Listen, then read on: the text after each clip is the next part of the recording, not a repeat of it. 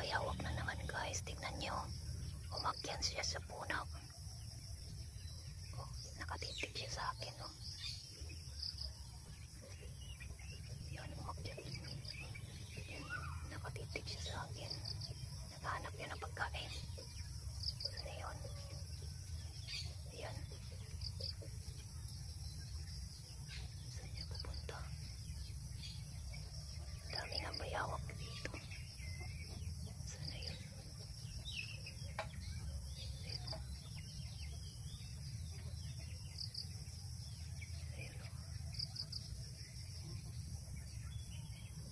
Ayun, saan kaya pupunta? Naghanap yan, nagugutom yan eh. Dumadami na yun sila. Yun, nung isang araw pa yun. Malaki. Yan, maliit yan eh.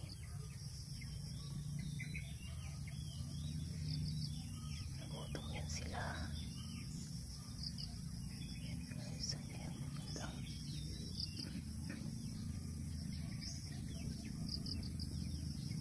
Marami kasi dito makain nila.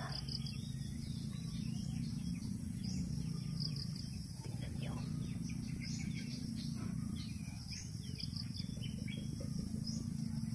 Ayun, bumalik siya kasi nakita niya ako. Nalinis na kasi yan dyan, kaya nakikita sila. Dati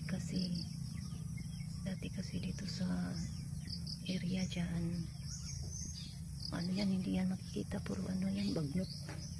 Puro natakit na mga dahon, alam nyo yun. Kaya hindi yan sila nakikita.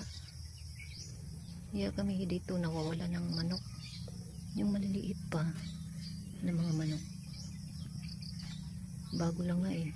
Yung nakailang manok na nawala dito sa amin. Nagutom yan siya. Ako kailangan, pag walang tao dito, kailangan ano pala itong mga alaga ko safe. Sana yung bumalik siya. Mamaya babalik yan eh. Kasi hindi nakahanap ng pagkain. Naamoy nila yung alaga ko dito manok. Sana wala na. Ayun ayun, naglalakad. Tignan yung gumagalaw yung dahon. Gumagalaw yung dahon. Gumagalaw yung dahon. Ayun, lumabas din.